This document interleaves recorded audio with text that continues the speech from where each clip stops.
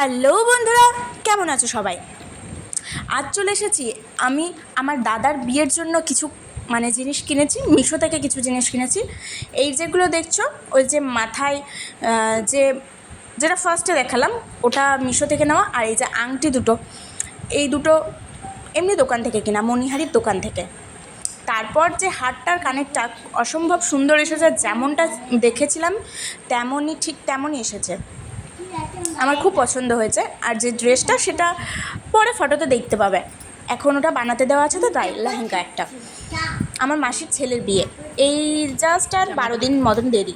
আর এই চুড়ি দুটো ভেলভেটের সাদা চুড়ি, এই দুটো দোকান থেকে কেনা।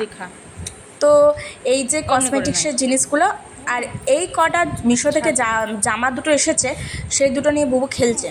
আমি বলছি তুলে ধর, ও কিছুতে ধরতে পারছে না।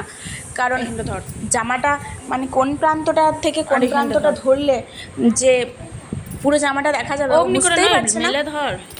হ্যাঁ, তাও আমি ধরতে বললাম। তো এই দেখো, একটা রেড কালারের জামা, ঘরে পরার একটা ফ্রক, দুটো ফ্রক, আর একটা ব্ল্যাক কালারের জামা দুটো বেশ সুন্দর, তবে সুতির নয়, বেশি দিন স্টে হবে তবে। আর এই তিনটে ওড়না নিয়েছি, এই তিনটেও মিশো থেকেই নেওয়া। তো কেমন লাগছে জানিও। তারপরে এটা হচ্ছে ইলিশ মাছের কাহিনি।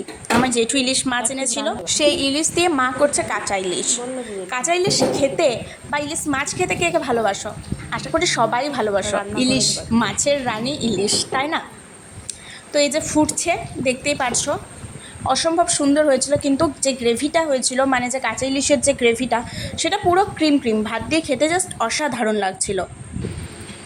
এই যে মাছের তেল দিয়ে ফার্স্টে ভাতটা মাখিয়ে নিচ্ছিলাম, দেখতে সুন্দর লাগছিল। তো তারপর ইলিশ মাছের ঝোল দিয়ে মেখে খেলাম। জাস্ট ভিডিওটা করার জন্য এত সুন্দর করে দেখাচ্ছিলাম আর কি।